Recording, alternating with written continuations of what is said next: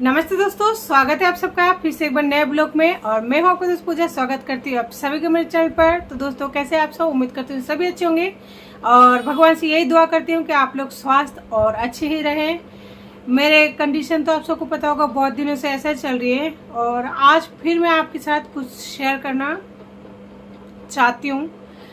और आप सबको पता होगा, मैं लगातार जो है अपनी डेली रूटीन का जो ब्लॉग है या फिर कुछ भी मैं ज़रूर अपलोड करती हूँ। और आज मुझे पिछली बार ब्लॉग डाले हुए कम से कम 3-4 दिन हो चुकी है, तो समझ नहीं आ रहा था कि मतलब कैसे क्या कहूँ या फिर कैसे किसी चीज़ का फेस करना है। और ना ही मैं अभी भी समझ पा रही हूँ कि किस तरह से आप लोगों से बात करूँ।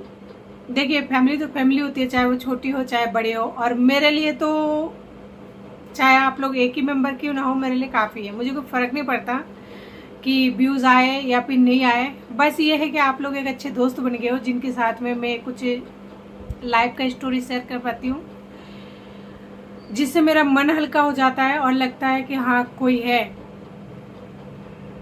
जो मुझे समझते हैं। मुझे कोई फ़र्क नहीं पड़ता व्यूज़ से या फिर किसी और चीज़ से। बस ये है, दिल की बात कर लेती हूँ, बहुत ज़्यादा सुकून मिलती है। तो दोस्तों, यूँ ही मेरी ब्लॉग पर बने रहिएगा, आप लोगों से यही रिक्वेस्ट करती हूँ। तो चलिए, ज़्यादा बातें को ना घुमाते बता ही देती हूँ। जैसे कि आप सबको पता होगा, मेरे लाइफ में बहुत ज़्यादा उतार चढ़ाव चल रही है। दीपावली की बाद से चल रही है ये चलना, बहुत ज़्यादा मतलब बहुत ज़्यादा टॉर्चर चल रही है।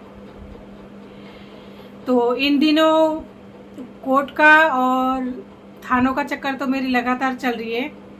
अभी तक मेरा जो केस वगैरह चल रहा है ना, मतलब कोर्ट तक मेरा जो फाइल पहुंचना था, यानी जो पहुंचते कोर्ट तक फाइल पहुंचाते, उसके बाद में जो भी कुछ कारनामा शुरू होता है, लेकिन मेरा अभी तक कोर्ट तक पहुंचे नहीं।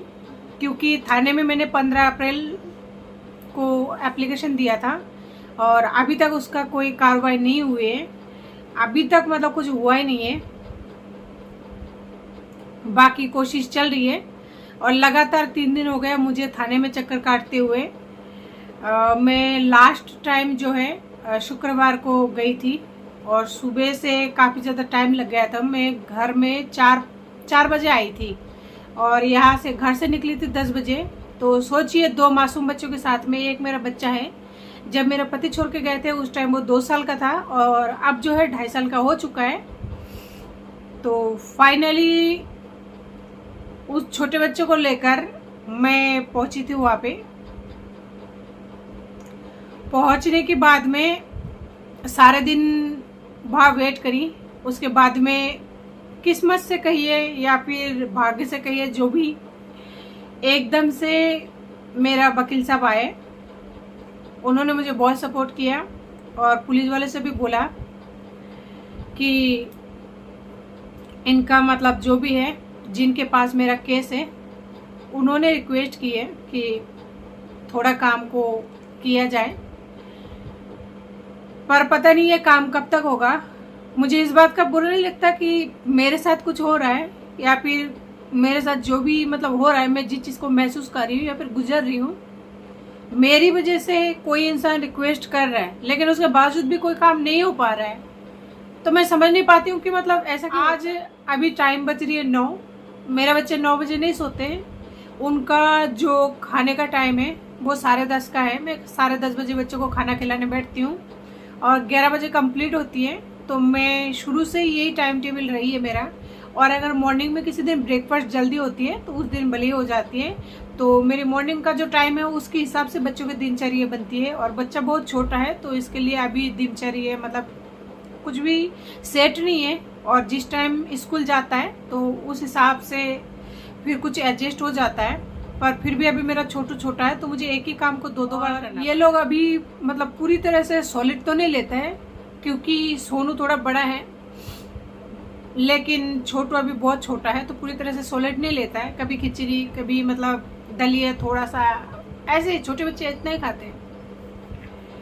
तो कुल मिलाकर बात यह है, थाने से आने के बाद में मैं घर आई। घर आने के बाद में जैसे ही घर पे आने के बाद जैसे मतलब बस बच्चे को खाना खिलाई मेरे बच्चे को, छोटे वाले को और बड़े वाले को एक साथ ही खिलाई, क्योंकि दोनों सुबह के गए हुए थे और कुछ भी खाए नहीं थे और आसपास में मुझे कुछ मिला नहीं था। जूस मिला था, गन्ने का जूस, लेकिन मेरा छोटू जो है वो नहीं पिया। सोनू ने पी लिया था लेकिन छोटू नहीं पिया था, उसे बहुत ज़्यादा मीठा पसंद नहीं है, तो सोनू ने पी लिया था। गन्ने का रस बहुत ज़्यादा मीठा होता है, तो इस वजह से उसका भूख तो मतलब थोड़ा शांत हुआ, लेकिन छोटू की हालत थोड़ा ख़राब हो रहा था। जैसे मैं घर आ रही थी, ऑटो में हम तीनों के साथ एक हादसा हो गया, जिसमें मेरा जो छोटा वाला लड़का है छोटू, उसके हाथ में चोट आई। इस वजह से बहुत तकलीफ़ों का सामना करना पड़ा। और आप सबको पता होगा, मैं अभी तक भी काम स्टार्ट नहीं की हूँ, क्योंकि मैं सोनू का, स्कूल का और भी कई चीज़ों का वेट कर रही हूँ, और यहाँ पे कुछ काम मेरा होल्ड पड़ा हुआ है, जिसे मैं इस तरह छोड़ के नहीं जा सकती, मतलब कुछ भी डिसीजन नहीं ले सकती इतना जल्दी जाने का। और हर किसी काम को, एक लेडीज़ को 2 बच्चों के साथ पे घर से बाहर कदम रखना, काम के लिए सोचना तो पड़ता ही है। तो फाइनली क्या होता है,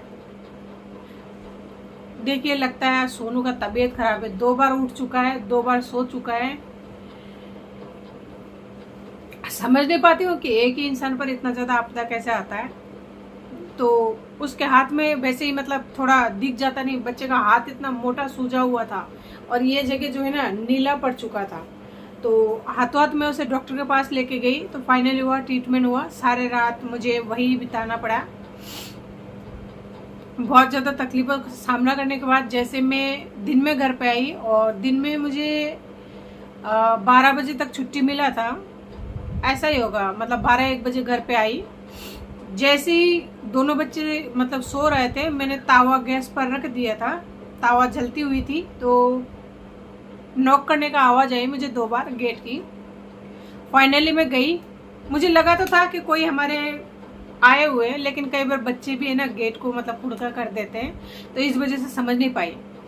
गेट के पास गई, गेट खोला, मुझे नहीं पता था वो मेरी मौत का पैगाम लेके आया है। गेट खोली तो कोई पोस्टमैन था, उनको देख के मैं समझ गई थी कि वो क्या लेके आए हैं। तो मैंने कहा भैया आप 2 मिनट रुको, तो बोले मैम आप सिग्नेचर कर दो। बोले भैया प्लीज़ 2 मिनट वैसे रुक जाओ, मैं यूँ गई और गैस को बंद करके आ रही हूँ, क्योंकि मैं गैस जला कर आई हूँ।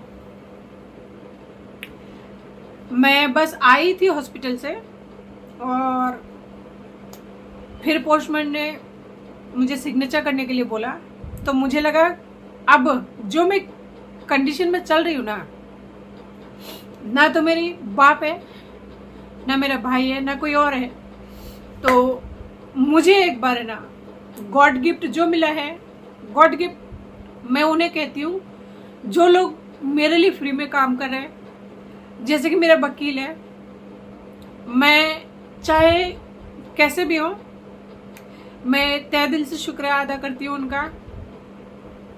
मुझे पता है मेरा वीडियो उन तक नहीं पहुँचेगी, लेकिन दिल से आप लोगों के साथ शेयर कर रही हूँ, उनका शुक्रिया अदा करती हूँ। उन्होंने मेरा बहुत सपोर्ट किया है, आज भी कर रहे हैं और पता नहीं कब तक करेंगे। तो फाइनली मैंने उनको कॉल किया। कॉल करने के बाद बस एक ही बात कही कि सर पोस्टमैन आया हुआ है, तो वो मतलब कुछ लाए हैं, मैं रिसीव कर लूं क्या?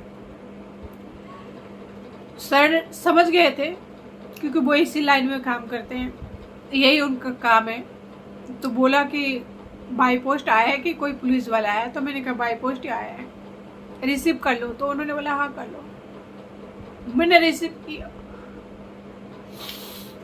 ऐसा लगा ना कि मैं वहीं पर डेथ हो गई हूँ, क्योंकि मुझे भी पता था, बिना खोले लिफाफे को मुझे पता था कि इसके अंदर क्या है। तो आप भी समझ सकते हैं कि एक इंसान जब पता है कि उसके अंदर क्या है तो उसे कैसा लगता है। मैंने लिया तो सर ने मुझे बोला कि आप मुझे व्हाट्सएप करना। तो उस टाइम तो ना मैं कुछ बोलने की हालत में थी, ना कुछ करने की हालत में थी। तो फाइनली मैं ले लिया, उसको साइड में रख दिया, काफ़ी देर तक रोती रही। फिर मैंने सोचा मेरी लाइफ में जो भी कुछ हो रहा है, मेरा फिलहाल जो जागीर है वो मेरा औलाद है।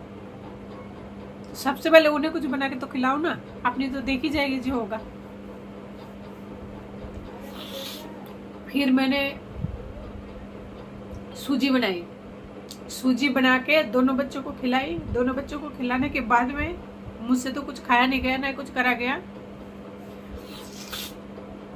तो मैंने उस लिफाफे को खोला बड़ी हिम्मत से, बहुत ज्यादा हिम्मत जुटा के, मतलब बहुत ज्यादा हिम्मत जुटा के खोला।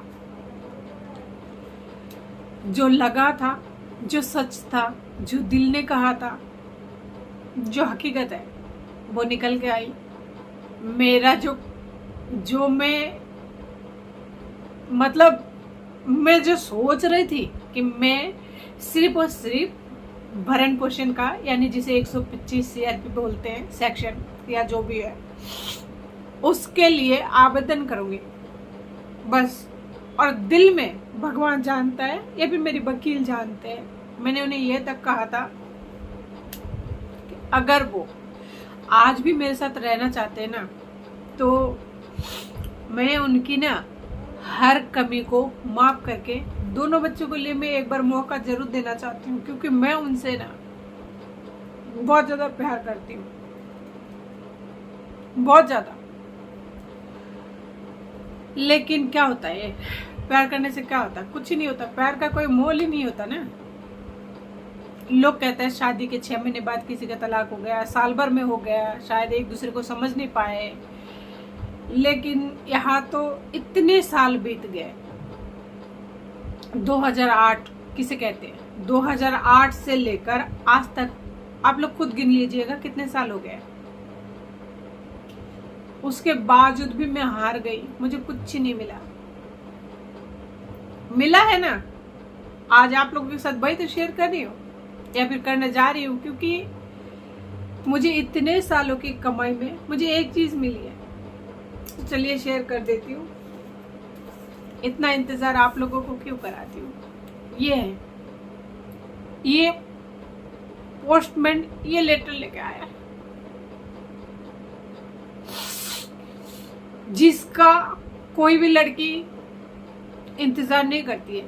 और ये सील है ना, पैक था, मैंने खोला है और मुझे पता था इसके अंदर क्या है।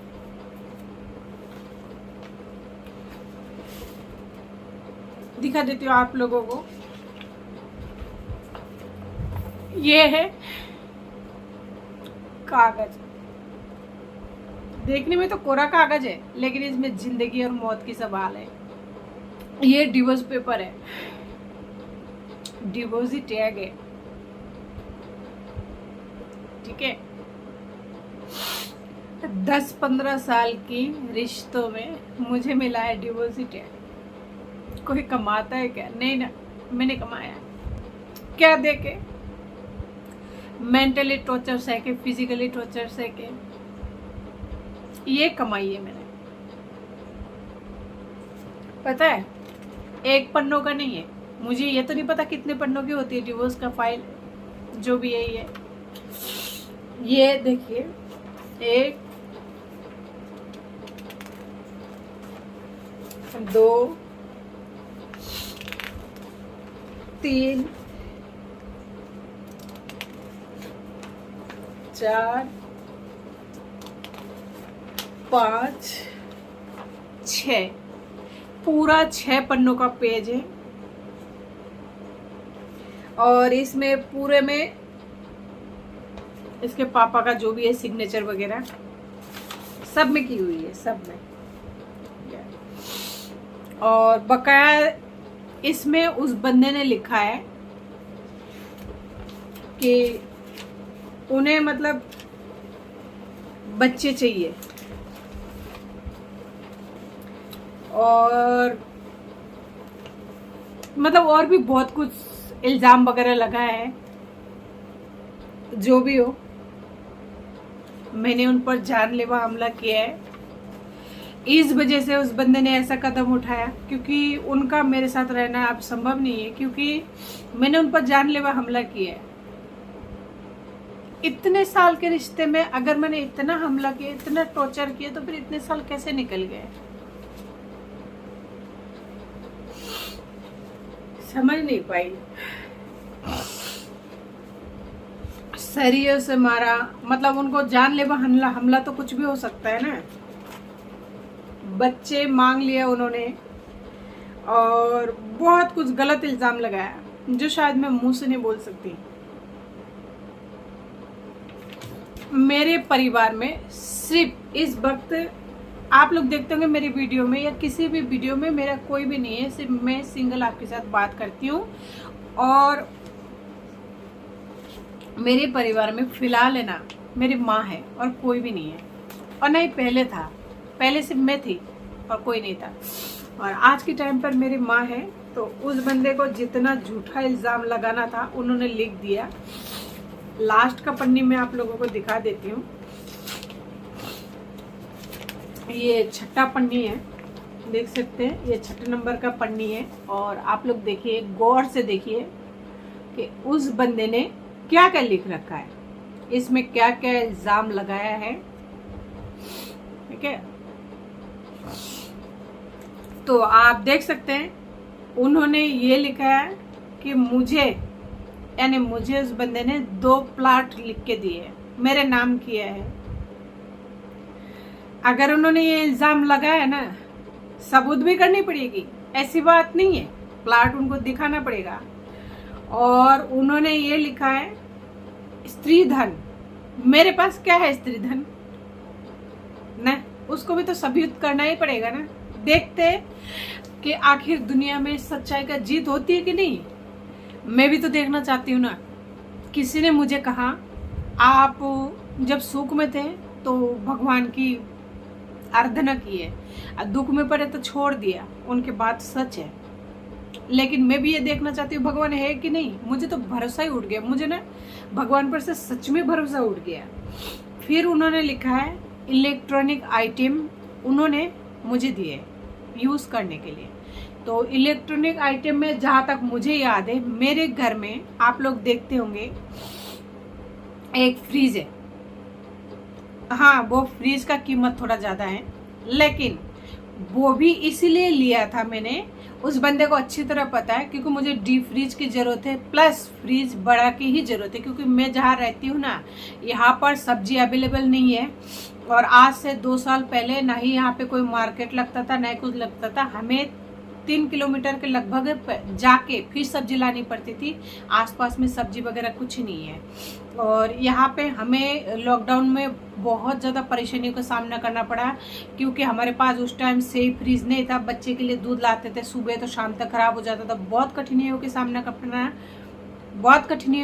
करना पड़ा। जब जाके मैंने बड़ी फ्रिज की मांग की है, तो घर का अगर कोई सामान आ रहा है तो उसमें क्या मतलब क्या कहूँ मैं, आप लोग खुद ही सोचिए। वो भी उन्होंने लिखा है इलेक्ट्रॉनिक आइटम जो है मैं यूज़ कर रही हूँ, तो ठीक है। लेकिन उसका किस्त कौन दे रहा है वो भी तो बताएंगे ना, कि भाई हाँ, अगर कोई साथ जाने से पैसा दे, मतलब उनका खरीद के दे दिया, ऐसा वो सोचते हैं, तो किस्त जो जा रही है वो किस्त, वो पैसा कहाँ से जा रहा है, कौन दे रहा है। ठीक है, चलो वो भी देखते हैं, जो होगा वो भी मैं आपको। और उस बंदे ने साफ साफ लिखा है कि वो अब मेरे साथ नहीं रह सकते, उन्हें तलाक चाहिए। देखते क्या होता है। पता है, कल से लेकर, यानी शुक्रवार से लेकर अब तक, रविवार की शाम हो रही है, शाम की 9 बज रही है, रोते रोते मेरी इतनी हालत खराब हुई, आंखों से आंसू ही सूख गए, रोना ही बंद हो गया। बच्चे सो रहे, समझ नहीं पा रही हूँ कि क्या करूँ। उनके सामने वीडियो नहीं बना पा रही थी, क्योंकि अगर मैं रोई तो मेरा सोनू थोड़ा सा बड़ा है, वो सवाल करेगा, मम्मी आप क्यों रो रही हो, क्या हुआ, ये किस चीज़ का मतलब लेटर है, इसमें क्या आया है, मेरे स्कूल से कुछ है क्या, तो पढ़ के सुनाओ ना इसमें क्या है। तो उसके सवालों का मेरे पास जवाब नहीं था, इसलिए मैं ये वीडियो इस टाइम शूट कर रही हूँ। क्योंकि अभी देखिए आप, दोनों बच्चे मेरे सो चुके हैं, लेकिन लगता है सोनू का आज तबीयत थोड़ा सा ख़राब है, इस वजह से वो बार बार उठ रहा था, सो रहा था। अभी आपने देखा उसका मतलब हालत कैसा हो रहा है। तो दोस्तों, मैं तो पता नहीं तलाक के लिए अपील की नहीं की, लेकिन इस बंदे ने तलाक के लिए अपील की है। बच्चे को देने के लिए दूध का पैसा नहीं है और उनके पास वकील को देने के लिए पैसा है। ऐसे कैसे धर्म है? कहाँ है भगवान? अगर मैं अपनी जगह सच हूं ना, तो क्या भगवान फिर भी मुझे मतलब क्यों इतना तकलीफ दे रहा है? दे रहा है ना, क्योंकि मैंने भी तो कुछ गलती की होगी, उसी का सजा मिल रही होगी। देखिए, ये है मेरा टैग जो कि लग चुका है लाइफ टाइम के लिए, कभी नहीं मिटेगा। ये थी कारण जिसकी वजह से मैं आज 3-4 दिन से आप लोगों से बात नहीं कर पा रही थी। मैं चाहती थी बात करना, लेकिन मुझ में इतना हिम्मत ही नहीं हुआ। लेकिन मैं दोबारा से शुक्रिया अदा करती हूँ उन वकील का जिन्होंने मुझे बहुत ज़्यादा हिम्मत दी, बहुत ज़्यादा मदद कर रहा है और आगे भी शायद करेंगे। मैंने अभी तक उन्हें 1 रुपये नहीं दिया।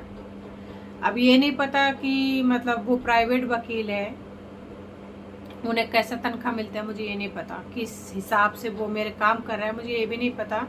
मुझे जो अपराजिता सेंटर है जो सखी सहेली के नाम से है, उनकी तरफ से ये वकील जो है मुझे मिले हैं। और वहाँ पे जो अपराजिता सेंटर है, सखी सहेली जिसको बोलते हैं, बहुत ही अच्छा काम करते हैं। टाइम जरूर लगता है, लेकिन उन्होंने काम किया है, बहुत ज़्यादा सपोर्टेड है, बहुत ही ज़्यादा मदद की है। तो दोस्तों, समझ नहीं आ रहा है कि ऐसे इंसान को क्या कहें कि पति या फिर जल्लाद। 2 छोटे छोटे मासूम बच्चों के साथ में मुझे मरने के लिए छोड़ दिया। दोनों बच्चों को मिलाकर रोजाना 2 किलो दूध की जरूरत पड़ती है, लेकिन इनकी नसीब में 1.5 किलो भी नहीं होता। समझ नहीं आता, नहीं समझ पाती हूँ। और आज मेरे दिमाग की स्थिति बताऊं आपको, बहुत ही बुरी हालत में हूँ।